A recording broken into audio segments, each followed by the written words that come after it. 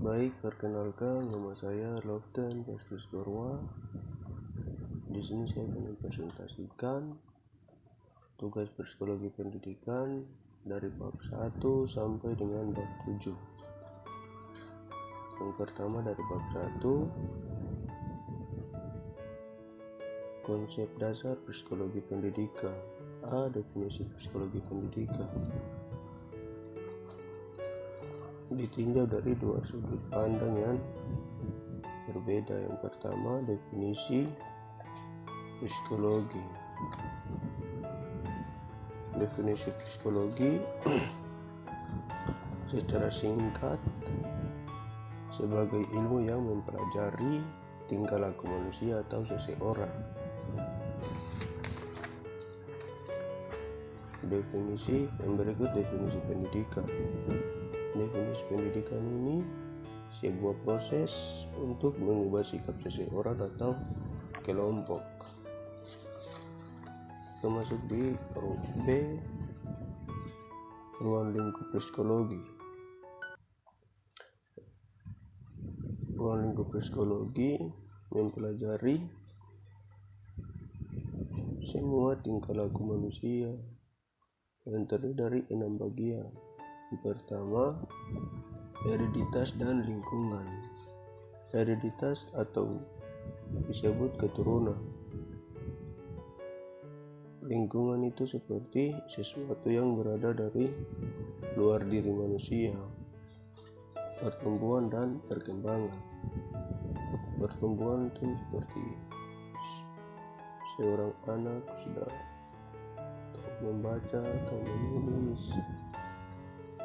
Perkembangan dari peserta atau siswa tersebut sudah ada perubahan, potensi dan karakteristik tingkah laku murid.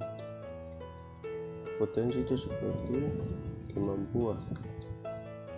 kemampuan terhadap siswa tersebut, dan juga gaya belajarnya. Berikut hasil dari proses pendidikan dan apa pengaruh terhadap setiap individu. Punya hasil itu baik atau tidak dalam proses pendidikan, dan apa pengaruhnya. Pengaruhnya seperti dibawa AP ke sekolah, pengaruh bahwa nanti dia akan belajar baik-baik.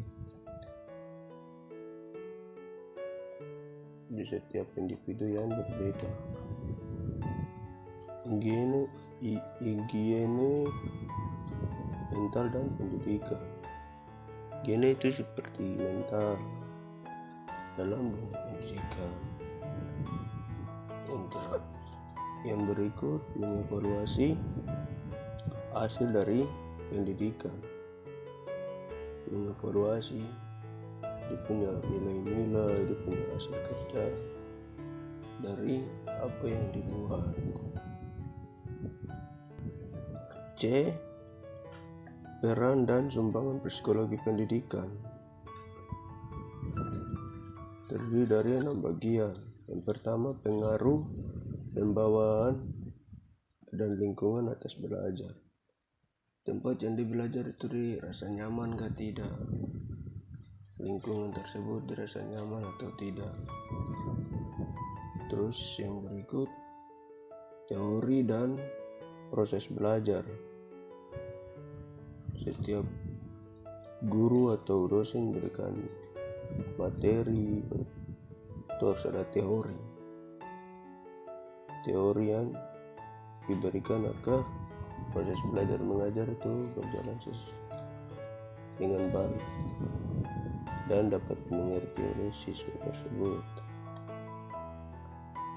Yang berikut, perbedaan individu dan pengaruh terhadap hasil belajar, hasil pendidikan. Perbedaan individu itu seperti setiap siswa dia punya tingkah laku itu berbeda-beda terhadap hasil pendidikan. Yang berikut hubungan antara teknik mengajar dan hasil belajar. Cara siswa tersebut menilai dosen atau guru tersebut.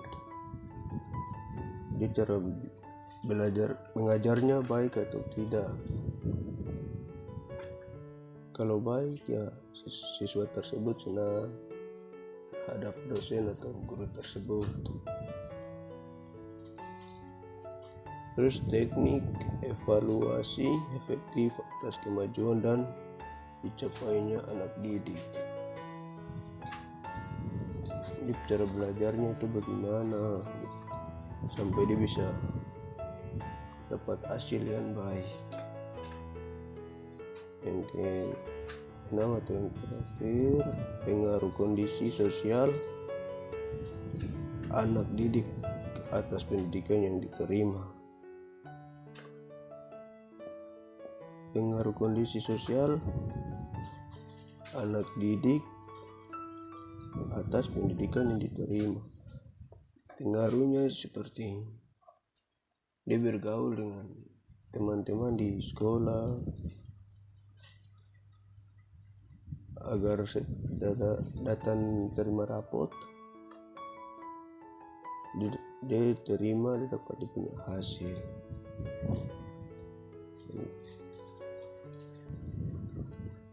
Kita masuk pada bab 2, tugas perkembangan. Tugas perkembangan Avergood. Menurut Avergood, tugas perkembangan adalah tugas-tugas yang harus diselesaikan secara individu. Perkembangan dibagi agar setiap tahapan-tahapan pertumbuhan bayi hingga nantinya.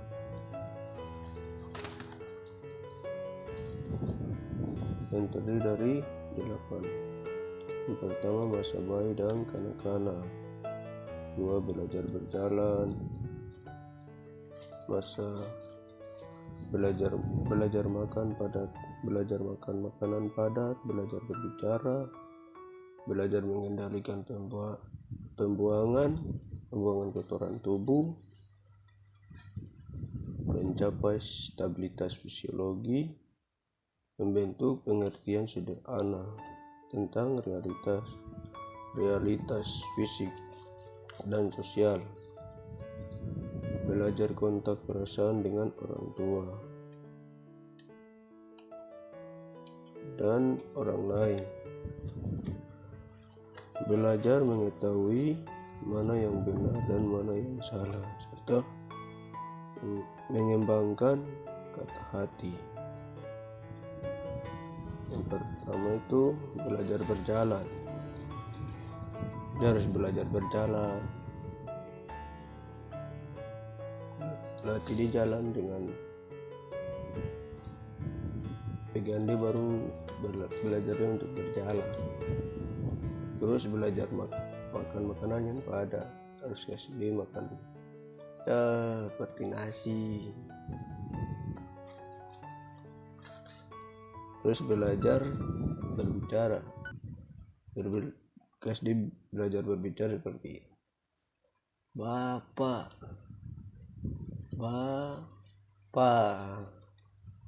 mama, seperti gitu. Terus belajar mengendalikan pembuangan kotoran tubuh. Jadi kalau dia mau buang air, langsung ambil ke kamar mandi untuk dibuang pembuangan air kotoran tubuh. Terus berikut mencapai stabilitas fisiologi. Stabilitas fisiologi itu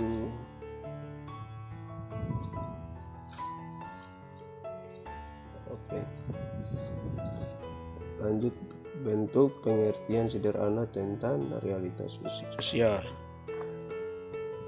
Bila di setiap mempunyai tempat tinggal itu bisa rasa nyaman gak tidak sosial. Terus belajar kontak perasaan dengan orang tua atau keluarga dan orang lain. Belajar dekatkan diri dengan keluarga, saudara, dan siapa saja. Penting yang baik-baik saja. Terus belajar mengetahui mana yang benar dan mana yang salah, serta menembakkan kata hati. Sampai gamparan mereka berikan salah satu contoh. Saya berikan contoh bahwa pinanya Bapak baru tanam dari kecil sampai sudah besar, pergi pegang parang berpotong. Itu salahkah benar ya? Tentu orang tua marah kah? Tidak, pasti orang tua marah. Jadi belajar mana yang baik dan mana yang salah.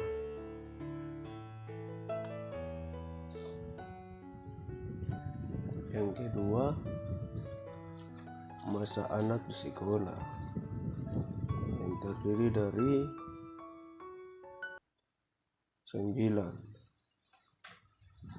9 ini yang pertama tuh belajar ketegasan fisik untuk bermain. Belajar untuk ketegasannya seperti berikan satu contoh, siswa tersebut mengajak dia untuk bolos. Dia harus tegas, saya tidak mau bolos. Saya perantau sudah ke sekolah untuk belajar, untuk bolos. Terus yang kedua tuh membentukkan sikap yang sehat terhadap diri sendiri sebagai organisme yang sedang tumbuh. Dia harus kuat, dia harus berdiri, dia harus kuat bahwa dia orangnya hebat, dia punya tubuh kuat. Dia belajar bergaul yang bersahabat dengan kanak-kanak yang dia harus bergaul dengan orang-orang, dia punya teman-teman yang baik. Jangan bergaul dengan teman-teman yang buruk, yang akan bawa dia ke jurang yang salah. Jadi dia harus berteman dengan teman yang baik-baik saja, jangan berburuk. Terus yang berikutnya, belajar peranan jenis kelamin. Ya, ini berlinting kesel contoh. Jadi di sekolah tuh berteman dengan perempuan, padahal dia yang laki-laki. Jadi teman lagi, tinggal jalan dengan perempuan dong terus. Dan bilang, kau apa lagi bro? Tapi di situ juga dia berteman dengan perempuan karena mungkin di teman-teman perempuan lain ada yang pintar. Jadi bergaul dengan teman-teman yang pintar atau teman-teman yang baik. Yang berikutnya, mengembangkan dasar-dasar kecakapan membaca, menulis, dan berhitung. Dia harus mengembangkan dia punya kemampuan bahwa dia bisa baca, dia bisa menulis, dia bisa berhitung. Dia harus mengembangkan dia kemampuan itu sampai di mana.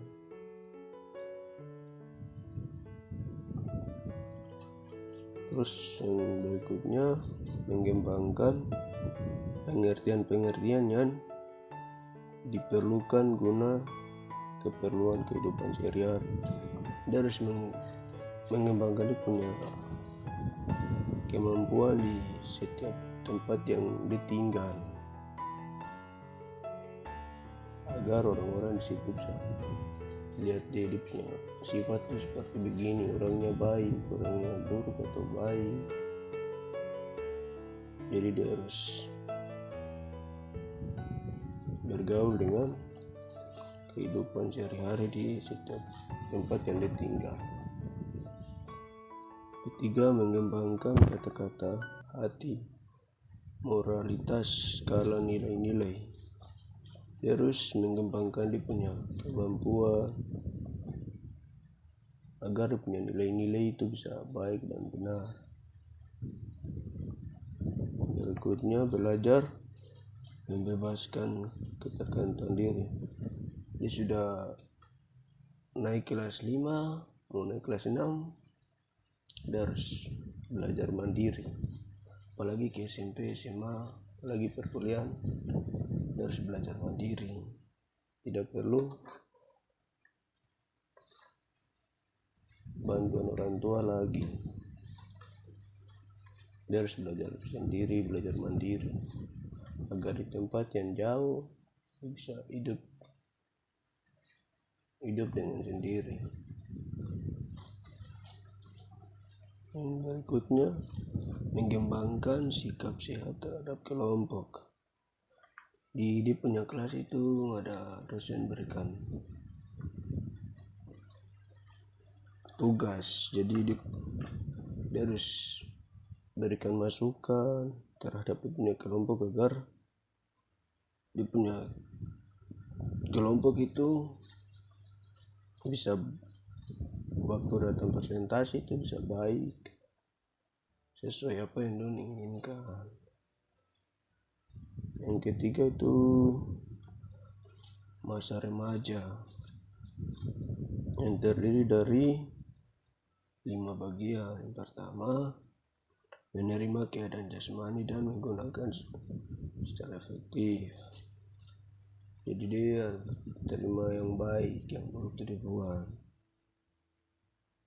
Dia rasa bahwa ini baik berarti dia ambil, dia dengar dan disimpan. Rasa buruk berarti buang. Yang berikut, menerima perasaan sosial jenis kelamin sebagai pria dan wanita. Jadi waktu dia juga pacaran itu dia harus lihat mana perempuan, mana laki-laki. Kalau laki-laki itu sama jenis, kalau perempuan itu lawan jenis. Perempuan dan laki-laki itu lawan jenis. Kalau laki-laki dan laki-laki sama jenis, jadi tidak usah. Jadi dia harus pacaran dengan lawan jenis, artinya laki-laki dan perempuan. Berikutnya itu menginginkan dan mencapai perilaku sosial yang bertanggung jawab sosial. Dia menginginkan sesuatu, Dia punya perilaku sosial itu dia harus betul-betul bertanggung jawab. Karena contohnya seperti bikin postingan di Facebook, benar-benar dia bertanggung jawab atau tidak? Apa datang saat orang soroti, orang bicara dia bisa bertanggung jawab atau tidak? Polisi ada gitu mau tangkap lari, yang harus bertanggung jawab. Yang berikutnya itu mencapai kemandirian emosional dari orang tua dan orang dewasa lain. Jadi dia mencapai kemandirian itu kan dari orang tua, dan dia punya kakak orang sampai dia bisa belajar mandiri. Terus yang berikutnya, belajar bergaul dengan kelompok anak-anak wanita dan anak-anak laki-laki. Jadi dia belajar bergaul dengan teman-teman orang seperti yang tadi saya jelaskan. Pertama itu dia harus bergaul dengan teman-teman yang baik. Kalau dia buruk berarti dia menghindar, jangan bergabung terus di situ, nanti dia berkuasa kejuran. Yang berikutnya, perkembangan skala nilai. Jadi di sekolah itu belajar supaya dia punya nilai itu bagus.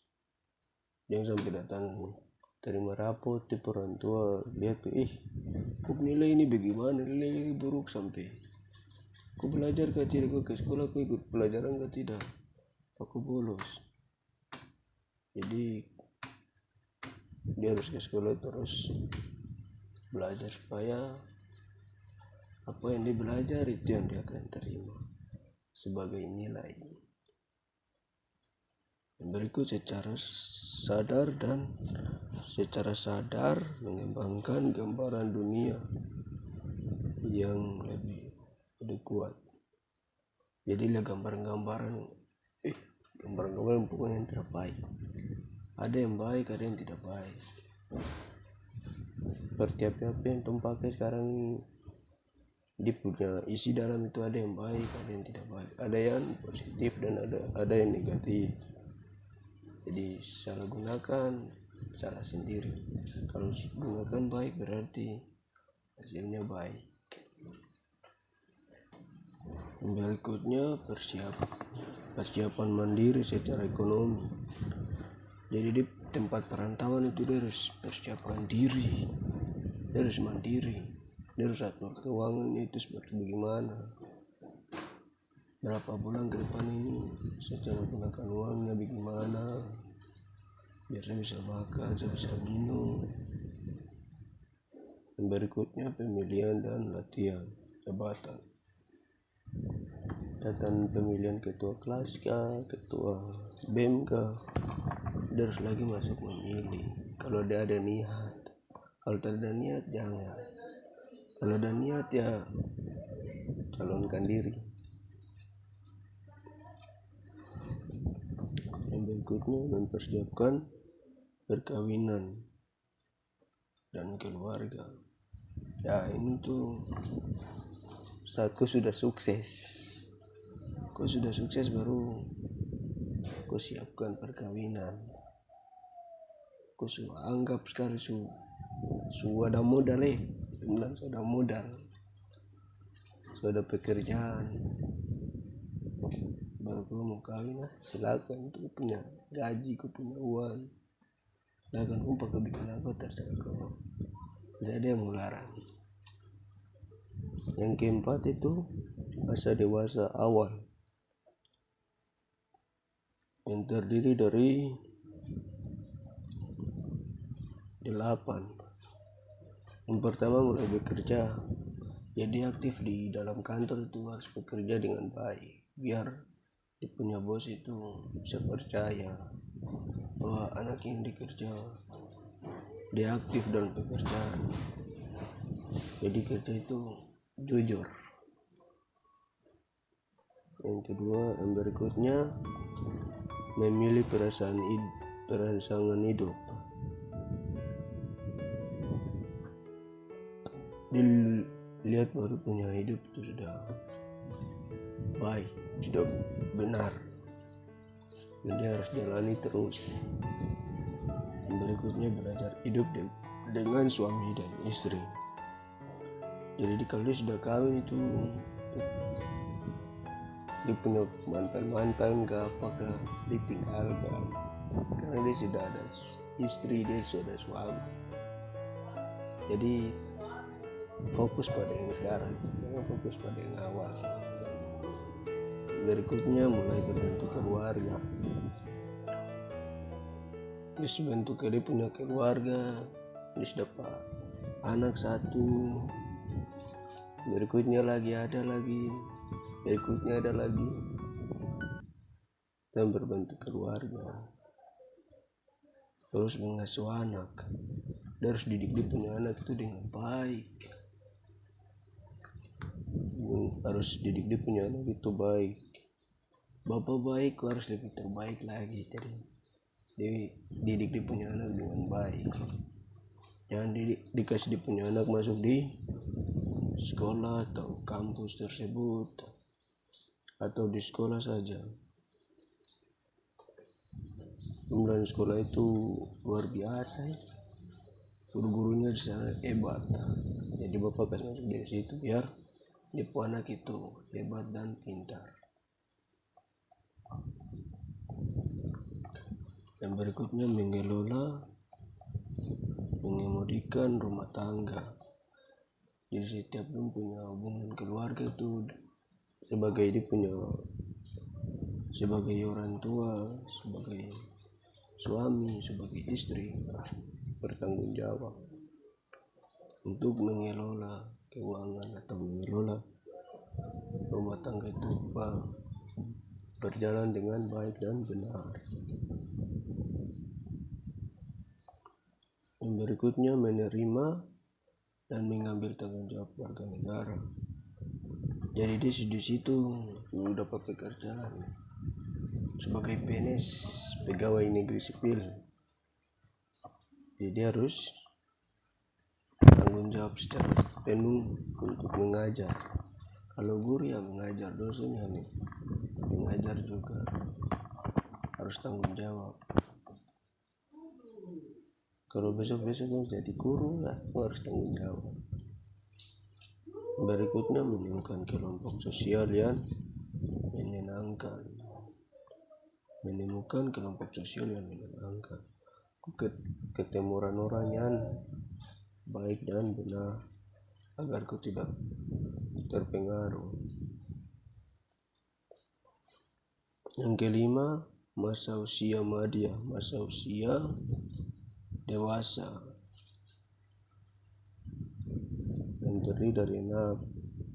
Yang pertama, menerima dan menyesuaikan diri terhadap perubahan fisik. Dia harus menerima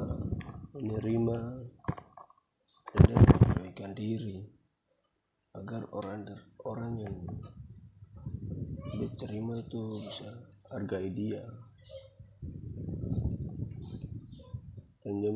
dan dia juga menyesuaikan diri di mana tempat yang ditinggal. Terus menghubungkan diri sendiri dengan pasangan hidup sebagai individu. Jadi pokoknya dia setelah ada orang-orang lain lagi, cukup dia punya satu perempuan saja, tidak ada perempuan yang lain lagi. Cukup dia punya suami satu saja, tidak ada suami yang lain lagi. Terus yang berikut, membantu anak-anak remaja belajar menjadi orang dewasa yang bertanggung jawab dan berbahagia. Jadi dia harus bantu dia punya anak-anak atau dia bantu dia punya siswa agar dia punya siswa tersebut itu bisa bahagia, dia bisa senang. Oh, guru ini dia orangnya begini, dia bisa bantu orang. Biarpun dia sudah berkeluarga tapi dia bisa bantu. Itu penilaian secara pribadi seseorang. Yang berikutnya, mencapai dan mempertahankan prestasi yang memuaskan dalam karir pekerjaan. Dia harus betul-betul mempertahankan prestasi. Dia macam ahli komputer, dia harus bertahan di situ. Dia harus mengembangkan agar dia punya bos itu bisa percaya dia, atau dia punya kepala sekolah seperti dia. Berikut mengembangkan kegiatan-kegiatan pengisi waktu senggang yang dewasa. Jadi harus mengembangkan kau punya pikiran yang dewasa, dan pikiran seperti anak kecil lagi. Sekarang kau sudah besar,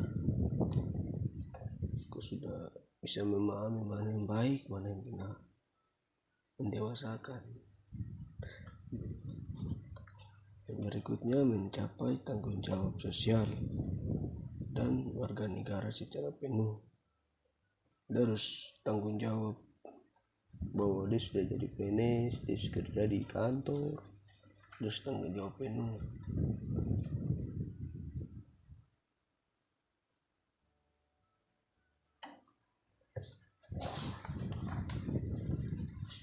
B. Perkembangan Urlots.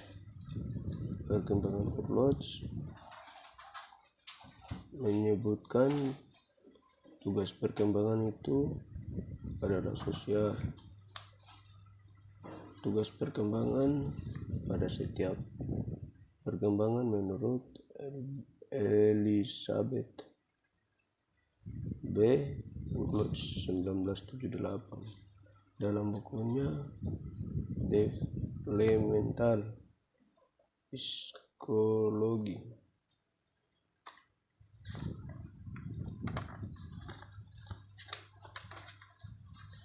Yang terdiri dari 3. Yang pertama itu tugas perkembangan diri setiap fase-fase perkembangan dari 0 sampai 6 tahun.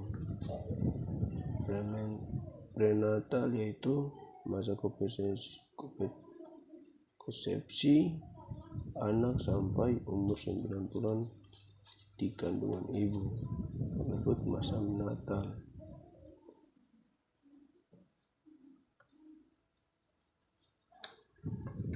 Kedua, tugas perkembangan pada masa sekolah 6 sampai 12 tahun. Pertama itu masa anak dari 6 sampai 11 tahun.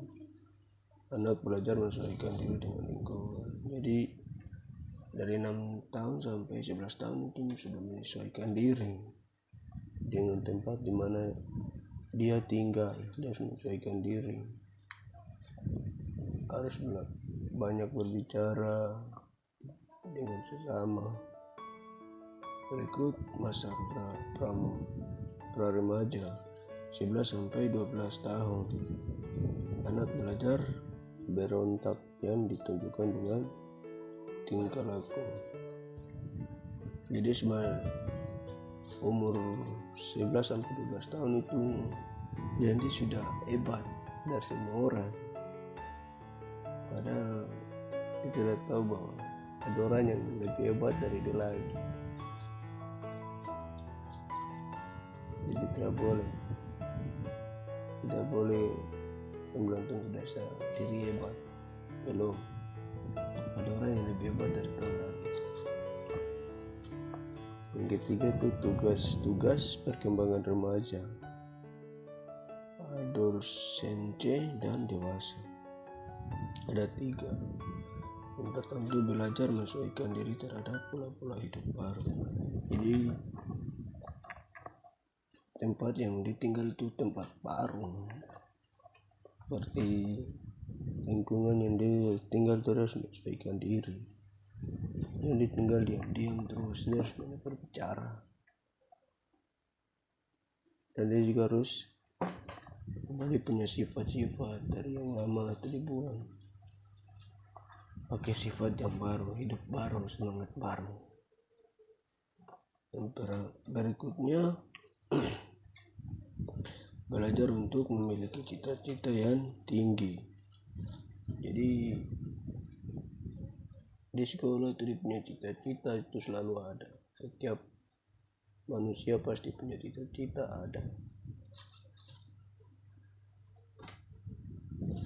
Saya berikan salah satu contoh. Saya punya cita-cita waktu saya SMA.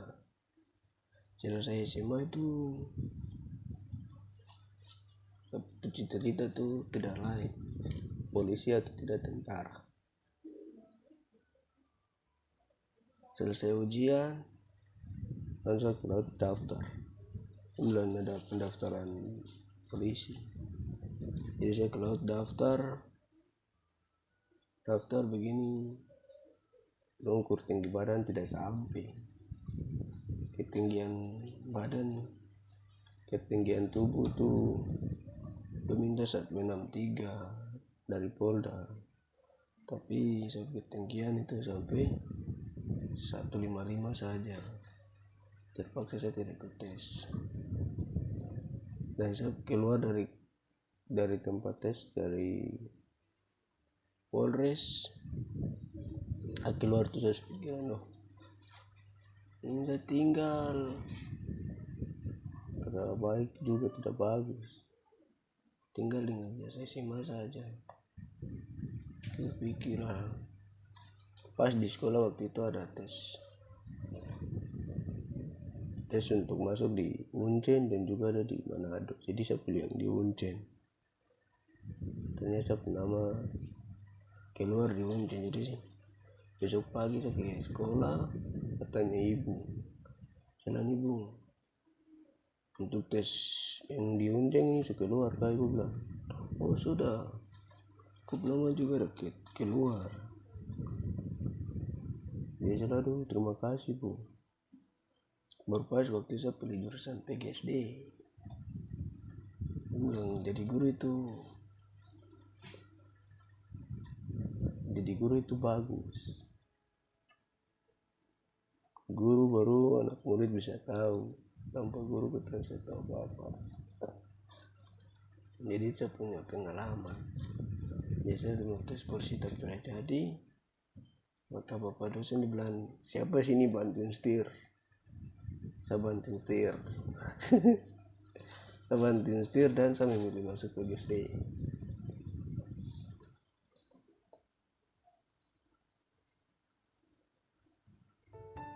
Yang berikutnya, mencari identitas diri dan pada usia kemantangannya mulai belajar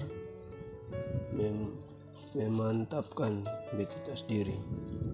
Jadi mencari dia punya identitas, bahwa dia orangnya sudah bisa siap dipakai di mana saja.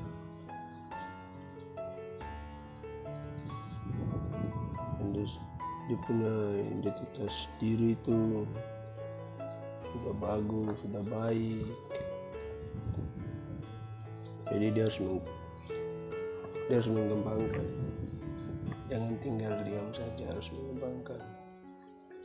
Cari kantor-kantor di mana, harus masuk lamaran dan tunggu, pasti diterima. Berdoa, pasti diterima. C. Tugas perkembangan Erik Erikson.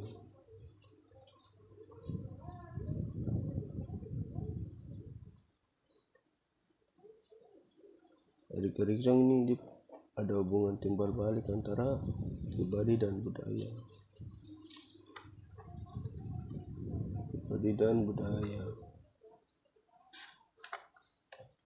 Tugas-tugas perkembangan menurut Erik Erikson 1963 dalam bukunya Gillot and Sosten berbagai berikut.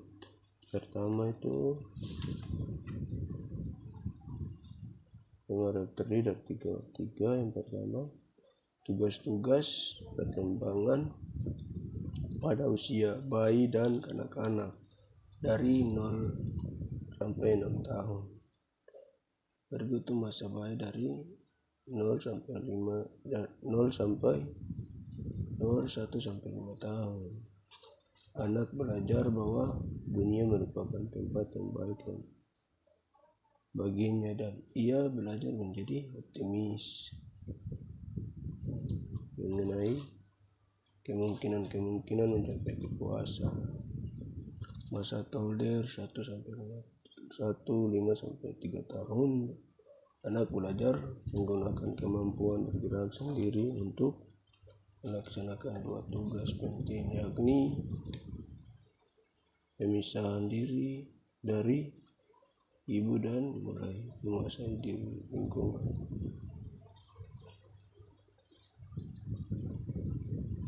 Berikutnya, awal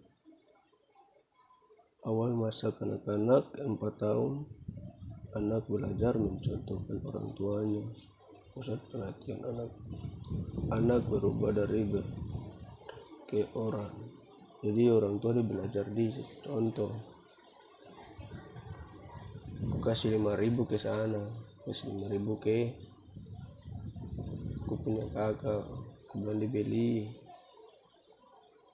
Contohnya pinang 5.000, dia harus kembali 3.000. Pakai 5.000 jadi pakai 2.000 beli pinang, dia harus kembali 3.000.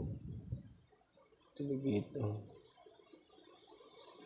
Yang kedua itu tugas-tugas perkembangan pada masa sekolah 6-12 tahun. Awal masa kanak-kanak 6-7 tahun, anak belajar menyesuaikan diri dengan teman-teman. Sepermainnya, ia bisa melakukan hal yang kecil, berpakaian, makan secara mandiri. Jadi dia bisa menyesuaikan diri. Dilihat di sini mana yang baik, mana yang benar. Dia harus menyesuaikan diri. Dia bisa belajar mandiri. Berikut akhir masa kanak-kanak 8-11 tahun. Anak belajar untuk membuat kelompok. Jadi dia bisa buat kelompok sendiri, dia bisa organisasi. Bisa rasa bahwa dia sudah bisa. Berikut awal masa remaja 12 tahun. Anak belajar membuat masa kanak-kanaknya dan belajar memutuskan perhatian pada diri sendiri. Terus tadi dijelaskan pertama itu bahwa dia harus buat dia punya masa-masa waktu dia kecil. Dan dia bukan pikiran anak kecil, dia sekarang sudah besar. Jadi dia punya masa-masa lalu itu dibuat. Terus pikiran anak-anak itu dibuat. Sekarang dia harus bertemu dengan dunia pendidikan. Dia harus pikiran terus dewasa dan pikiran anak-anak lagi. Yang ketiga itu tugas perkembangan remaja. Anak mulai memutuskan perhatian pada diri sendiri. Jadi bisa memutuskan bahwa sebuah ini benar atau sebuah ini salah. Dia bisa memutuskan bahwa dia rasa bahwa dia bisa. Berikut mulai menentukan pemilihan tujuan hidup. Dia bisa menentukan dia punya nasib ke depan, dia punya hidup ke depan ini seperti apa. Dia sudah ada pikiran. Berikut belajar berdiri di atas kaki sendiri. Artinya dia berdiri sendiri. Dia tidak harapkan dia punya keluarga, dia punya mama dan bapak lagi. Dia berdiri di kaki sendiri itu sudah ada keluarga. Sudah keluarga sendiri, jadi susah dan senang kemudian jalan. Terus yang berikutnya belajar bijaksana. Dia harus belajar bahwa dia orangnya bisa karena biasa. Berikut tugas perkembangan Afirgut. Masa bayi dan kanak-kanak, masa anak sekolah, masa remaja, masa dewasa awal, masa dewasa madya, tugas pengenal urlot, Natal, masa Natal. Masuk pada bab 3. Teori perkembangan. Teori perkembangan adalah teori yang memfokuskan pada perubahan-perubahan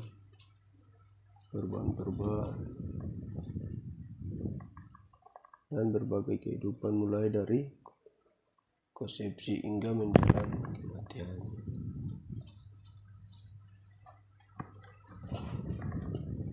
Teori perkembangan Pixnolatis, Nalitis, Sigmund Freud.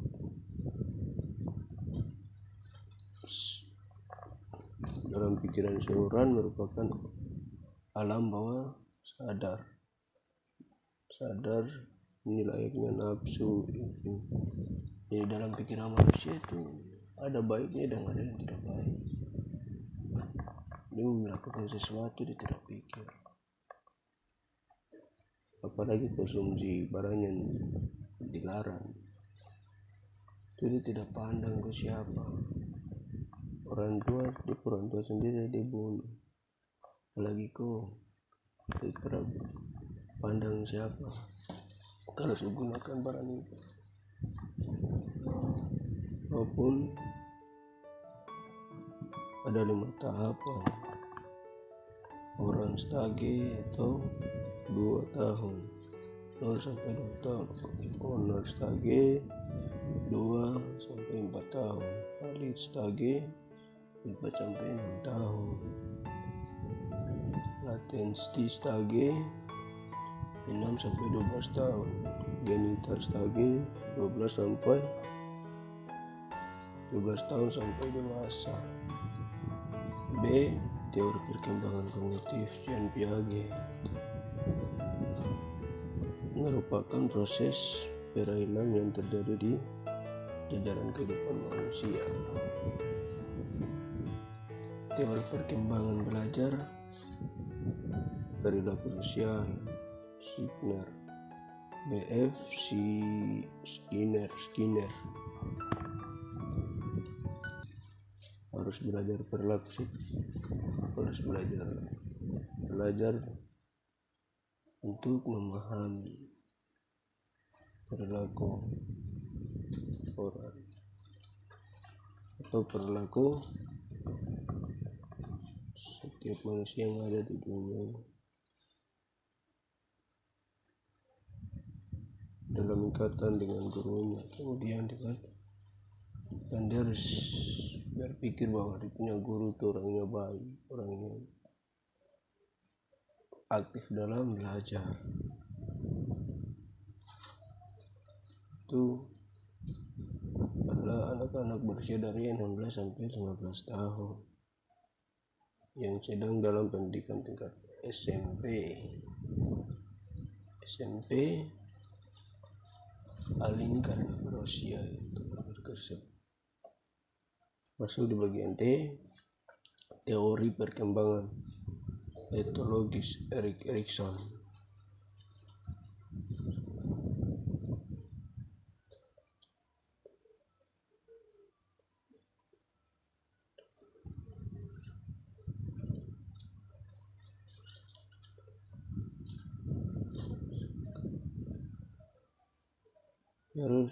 Harus percaya diri. Bayi saja dia bisa, bayi yang terayap harus percaya diri. Jadi bayi dimana sesuatu rasa percaya dalam hidup bayi itu akan membuat dasar persepekatan.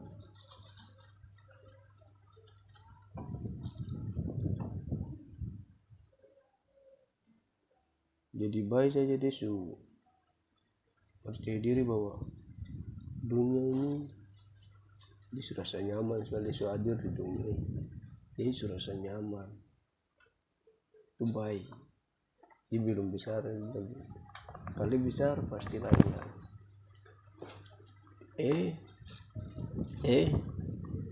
Teori perkembangan ekologis Uri Bronfenner.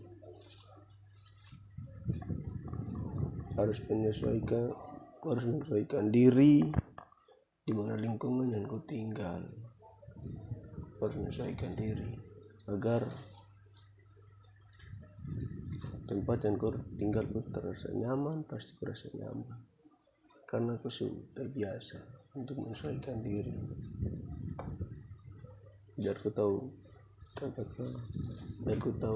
kakak atau teman-teman dan situ punya perilaku tingkah laku itu seperti bagaimana.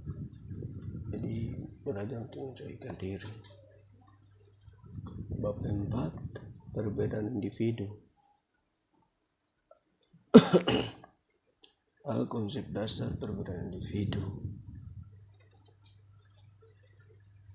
Perbedaan individu menyangkut tentang variasi yang terjadi baik pada aspek fisik dan psikologis.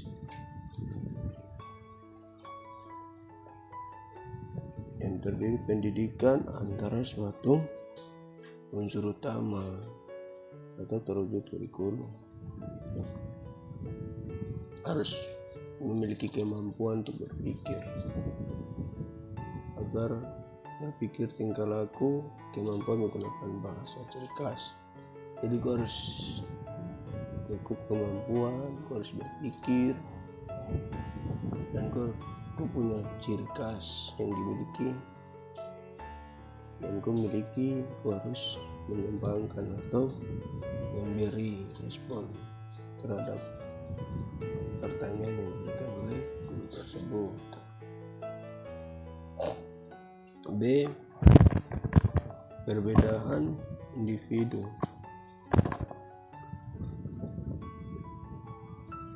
Individu dalam psikologi dikembangkan oleh Lindgren mengatakan bahwa sebuah perbedaan individu menyangkut mengenai variasi yang terjadi, baik variasi dalam aspek individual tersebut disatukan dalam sebuah teori.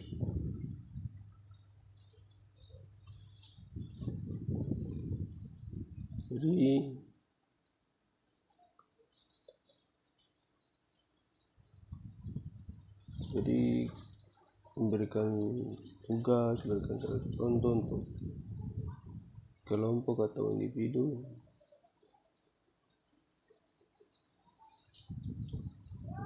agar siswa atau kelompok tersebut bisa memahami dan mengerjakan. C. Aplikasi keragaman individu dalam pendidikan. Menurut Rose Nichols 2003-36 merupakan metode belajar mengajar yang membuat murid bisa belajar secara alamiah dengan memakai teknik belajar yang tepat dengan karakter. Jadi sebagai guru itu harus teori, metode harus jelas, biar berikan soal atau pertanyaan atau materi siswa atau mahasiswa tersebut bisa paham tentang apa yang diberikan. Remedial atau learning.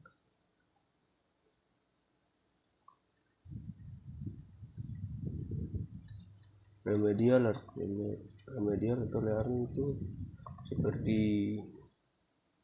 tugas ulangan atau tugas yang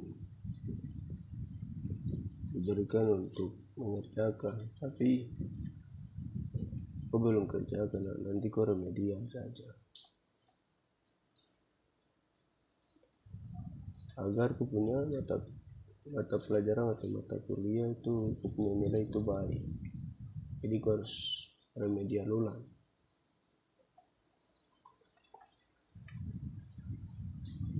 Bab 5. Belajar dan pembelajaran. Belajar dan pembelajaran. Pertama itu A. Belajar dan pembelajaran. Belajar adalah suatu proses yang berlangsung dalam diri seseorang yang mengubah tingkah lakunya, baik tingkah laku dalam berpikir dan melakukan sesuatu. Jadi belajar, maka apa yang kau tidak tahu pasti kau tahu. Tanpa belajar kau tidak tahu apa-apa.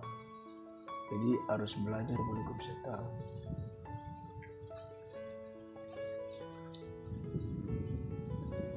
Jadi harus belajar biar kau tahu mana yang baik dan mana yang buruk.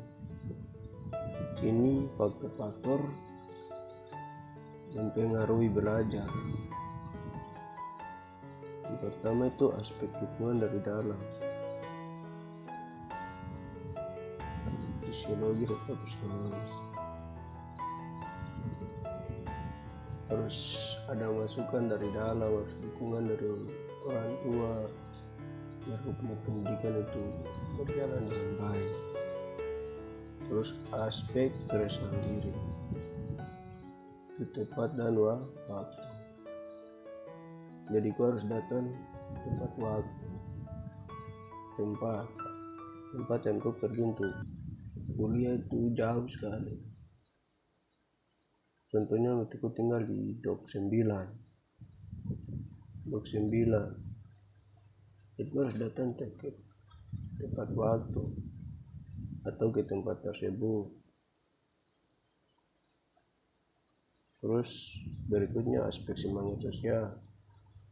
Yang pertama itu keluarga, orang tua. Jadi orang tua harus berikan semangat, masukan untuk biar ku dapat belajar dengan baik lagi. Terus sekolah harus hadir di kelas untuk mengikuti proses pelajaran. Lingkungan dan masyarakat itu harus bergaul dengan masyarakat agar apa yang aku tidak tahu pasti ku tahu, tanpa aku belajar untuk menyesuaikan diri di masyarakat di mana tempat yang ku tinggal. Teori-teori belajar dan aplikasinya dalam pendidikan. Pertama biorisme Enrique Pavlov Skinner. Teori belajar. Teori adalah belajar yang mengembangkan perubahan perilaku siswa.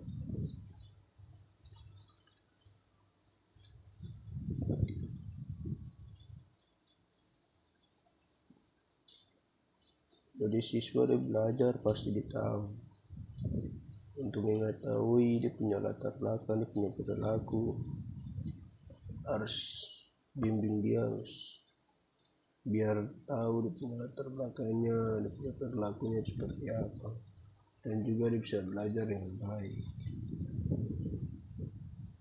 Berikutnya teori belajar menurut Thorndike. Menurut Thorndike menjelaskan bahwa belajar adalah proses interaksi antara stimulus dan respon. Adapun teori Thorndike disebut teori koneksionisme.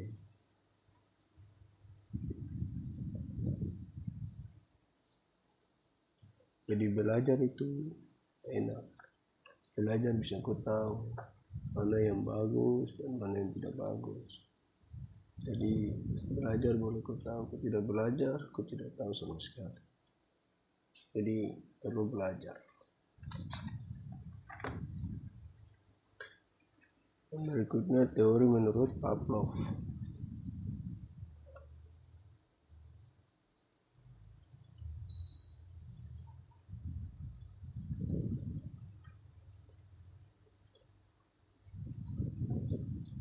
Jadi teori menurut Pavlov ini seperti respon.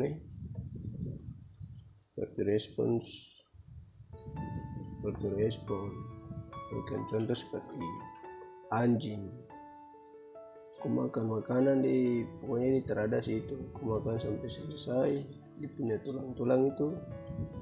Aku kasih makan tapi dia terada di situ, jadi aku tinggal kasih kode saja. Toki meja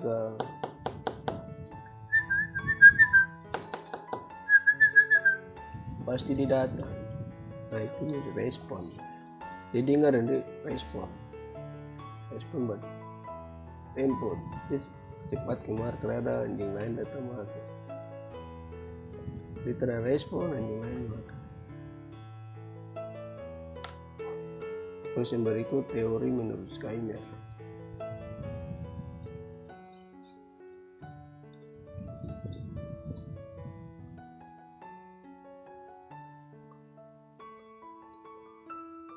Jadi teori belajar menurut Skinner ini harus menyesuaikan diri biar orang percaya bahwa orangnya baik dalam lingkungan di mana kau tinggal. menyesuaikan diri, dan banyak berbicara. Artinya bukan baku bicara banyak lah, bukan. Kita bicara yang baik dan benar agar orang di lingkungan itu bisa terima kok. Biarpun kau dari tempat yang lain, kau tinggal di situ, kau bikin baik-baik dengan orang di situ, pasti dong akan menghargai kau. Kedua, teori kognitif Getzland, Medan. Pertama itu teori belajar menurut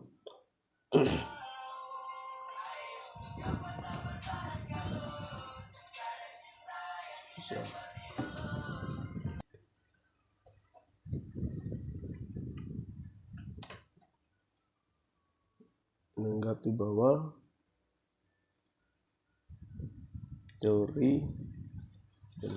teori belajar menurut Getzland termasuk pada kelompok.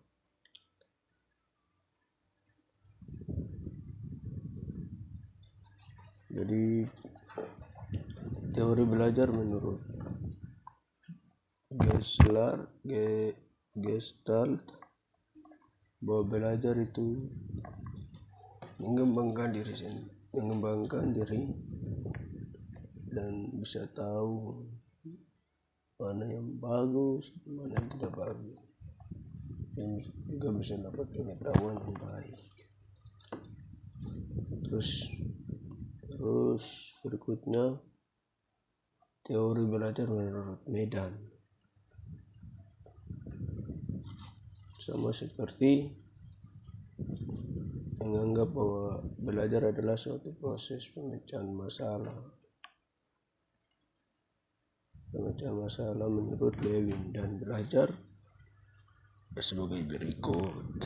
Pertama, belajar adalah perubahan struktur dan kognitif. Setiap orang akan memecahkan masalah jika ia bisa mengubah struktur kognitif. Jadi dia belajar untuk memecahkan masalah.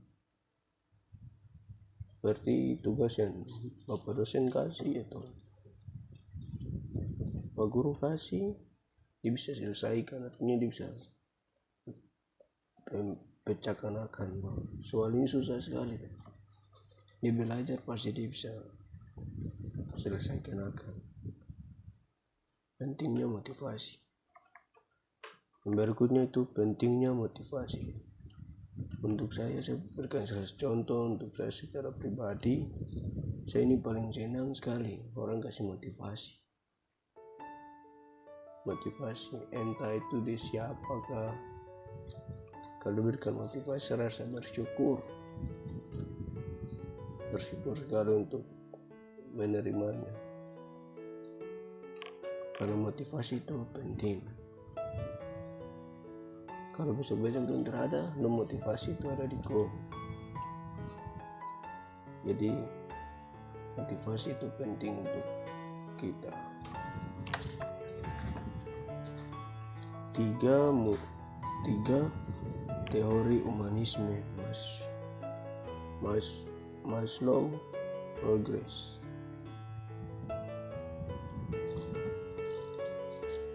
Jadi dia punya teori ini belajar itu bukan hanya untuk menghafal, tapi harus memahami atau mengingat bahwa belajar itu sudah tahu segala-galanya.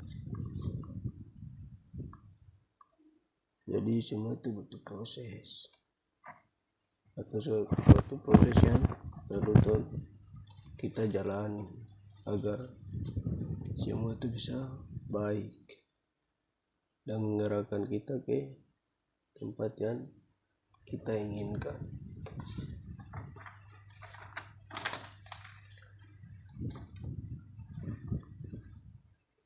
Pandangan Abraham Maslow dan Charles terhadap teori humanisme.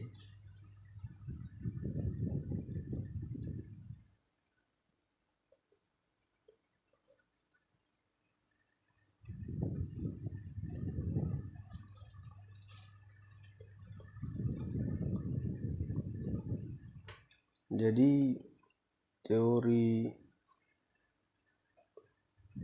belajar humanisme itu memanusiakan manusia untuk dapat belajar atau menggali kemampuannya sendiri agar dia bisa memahami tempat yang dia tinggal atau lingkungan. Jadi dia harus menyesuaikan diri di lingkungan. Yang keempat, teori kontribusivisme Piaget.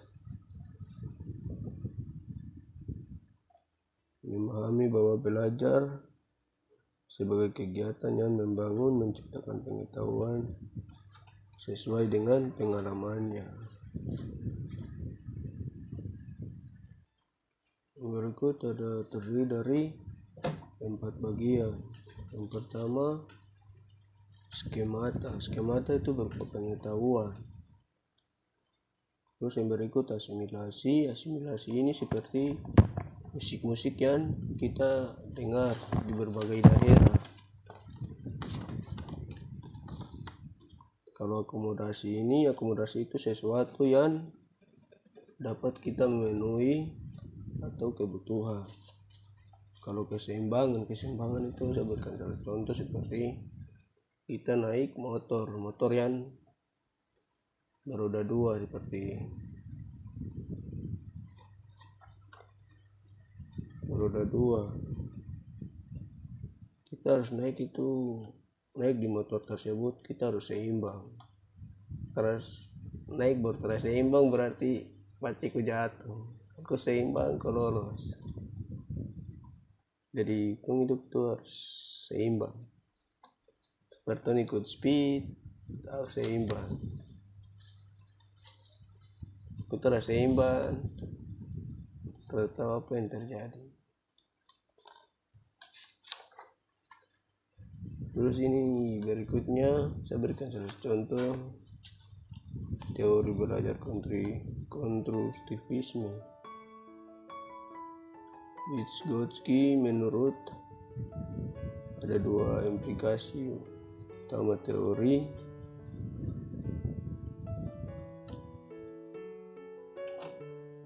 saya berikan salah satu contoh.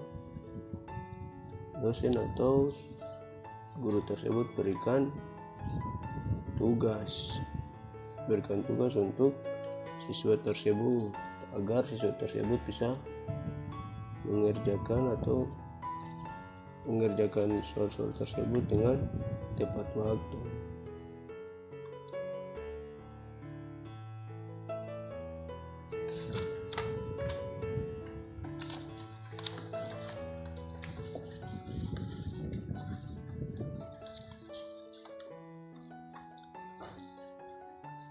Bab yang ke-6, evaluasi hasil belajar. Hasil belajar. A. Konsep evaluasi belajar. Evaluasi hasil belajar itu merupakan bagian dari evaluasi pembelajaran yang sering kita hadapi atau lewati secara bersamaan di bidang pendidikan. Berikutnya B. Sifat evaluasi belajar. Sifat evaluasi belajar itu berupa proses pembelajaran yang mencakup sikap dan minat, bakat, perilaku yang merupakan tujuan pendidikan. C. Prinsip-prinsip evaluasi belajar. Agar evaluasi bisa akurat, dari 5. Logis, meninjau kompetensi, berkepanjangan, menyeluruh, bermakna. Menjelaskan logis itu seperti yang disebut logika atau pikiran. Kalau meninjau kepada kompetensi, meninjau artinya meninjau kepada kompetensi. Meninjau artinya meninjau tempat atau lokasi. Kompetensi itu seperti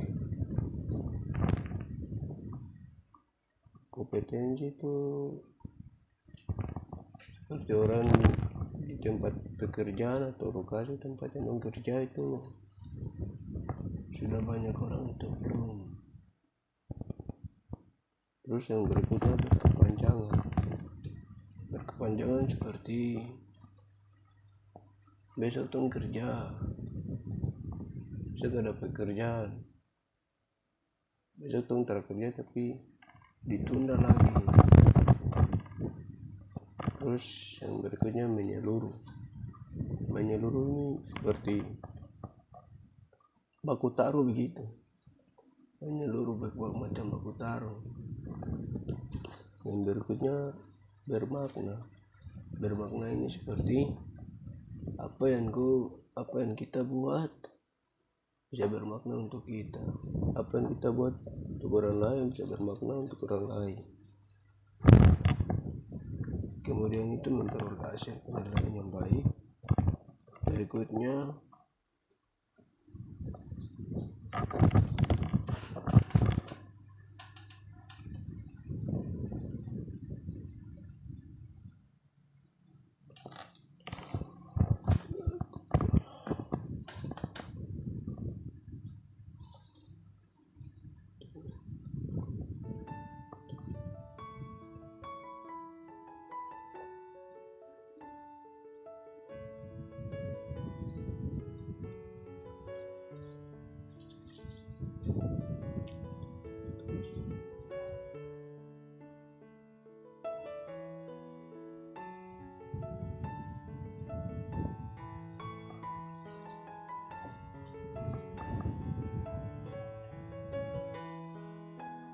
kontinuitas berupa kesinambungan atau kelanjutan.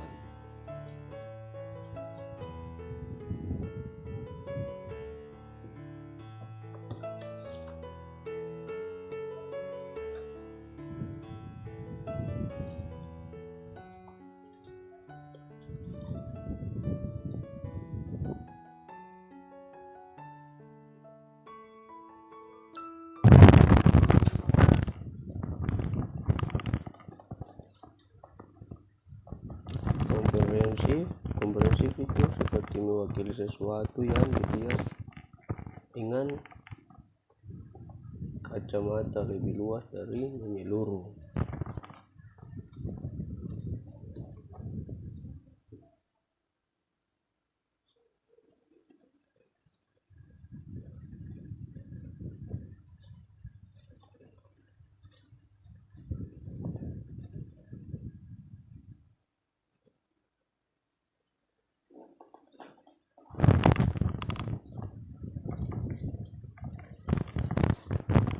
Adil dan objektif itu seperti penilaian yang adil terhadap setiap siswa, dan setiap guru menilai siswa harus adil, seperti begitu.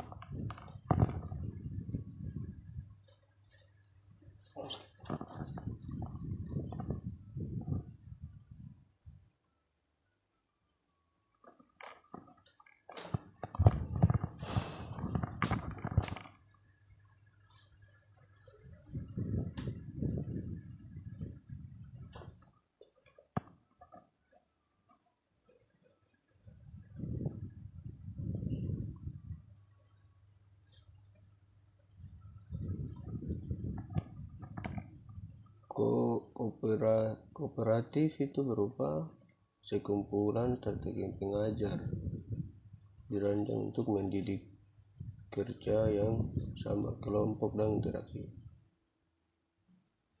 interaksi antara siswa.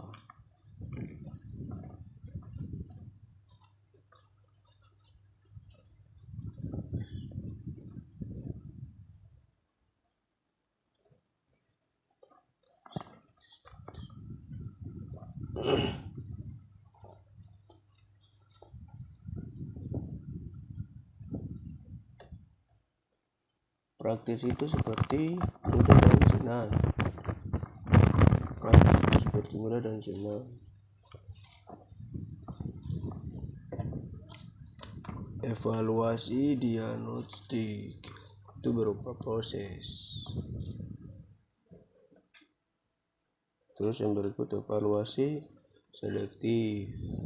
Kalau selektif itu yaitu digunakan untuk memilih siswa. Evaluasi penempatan. Evaluasi penempatan seperti kemampuan atau minat pada siswa. Evaluasi formatif. Formatif itu seperti pengumpulan informasi. Evaluasi summatif itu seperti pengambilan keputusan. Apa yang dibuat itu pikir bahwa itu bagus, sudah benar, sebagai keputusan bahwa semua itu bagus. Berikutnya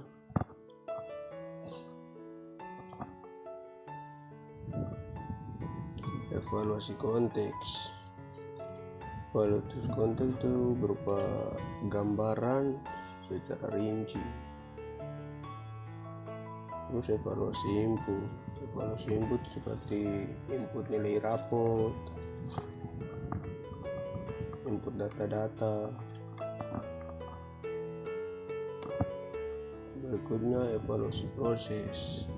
Evaluasi proses seperti evaluasi proses belajar mengajar di kampus maupun di sekolah. Berikutnya evaluasi outcome. Outcome ini evaluasi yang diarahkan untuk melihat hasil program yang dicapai.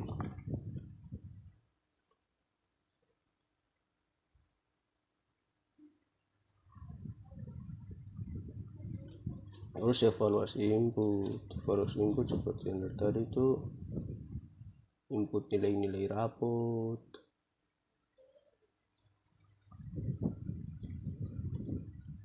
transformasi informasi, evaluasi transformasi seperti memberikan informasi yang baik dan benar.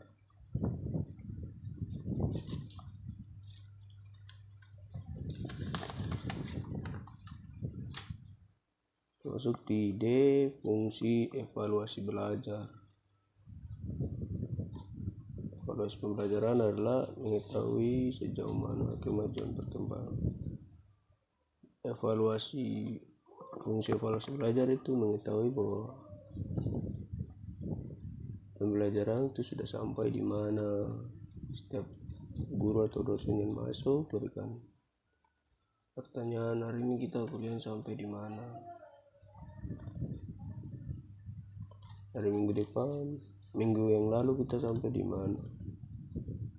Nah, itu akan ditanyakan oleh guru atau dosen. Yang terdiri dari ada 3 yang diketahui tentang pertumbuhan dan keberuntungan siswa sesuai dengan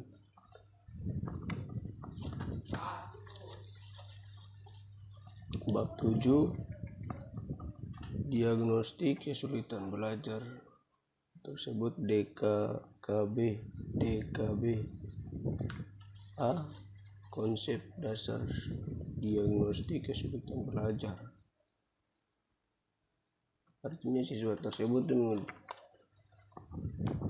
dia memiliki kesulitan belajar. seperti kesulitan HP, laptop, dan berbagai hal yang kesulitan dalam belajar. Dan juga memiliki hambatan-hambatan, dia mau ke kampus, terdawan taksi. Bersyukur orang yang tinggal dekat kampus atau tinggal dekat sekolah. Kalau yang tinggal jauh dari kampus atau sekolah, dia akan pikir uang taksi dan uang fotokopi segala macam. Dia akan memiliki hambatan untuk dia, padahal dia ada niat sekali untuk kuliah. B. Langkah-langkah DKB. DKB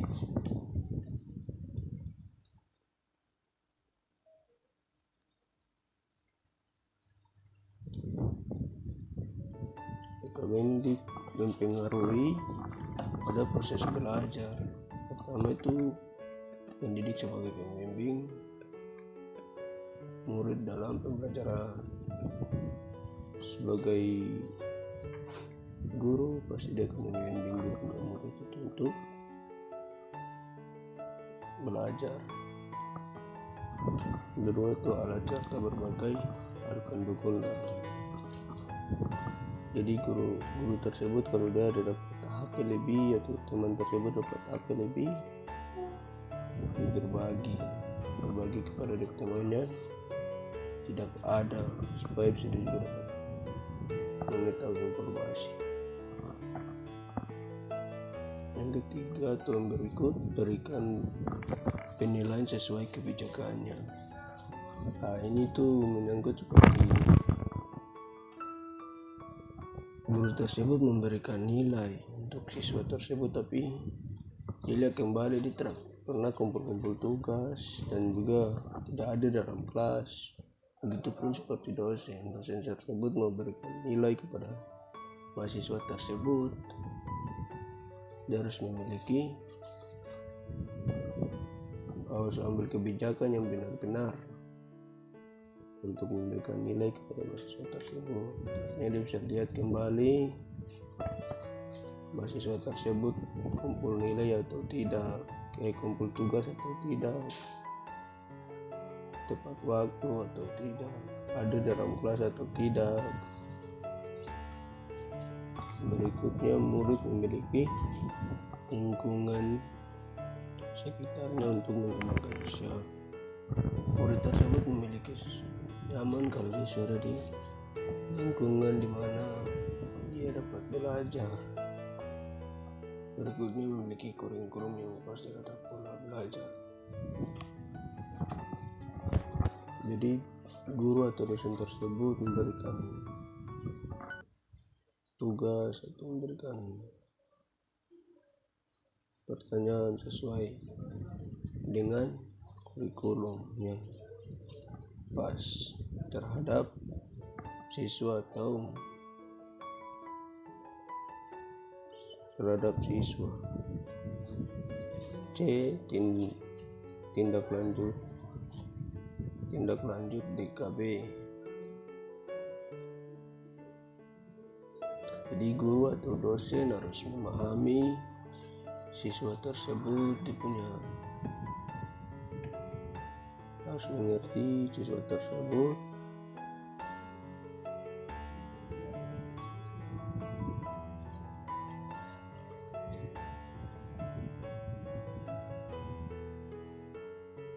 harus memahami siswa tersebut. Di susahnya di mana, kenapa sampai mengalami hal yang begini.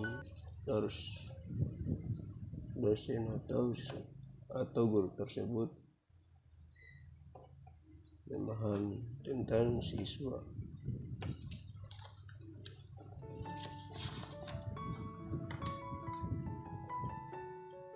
Akhir dari kata, sekian dan terima kasih.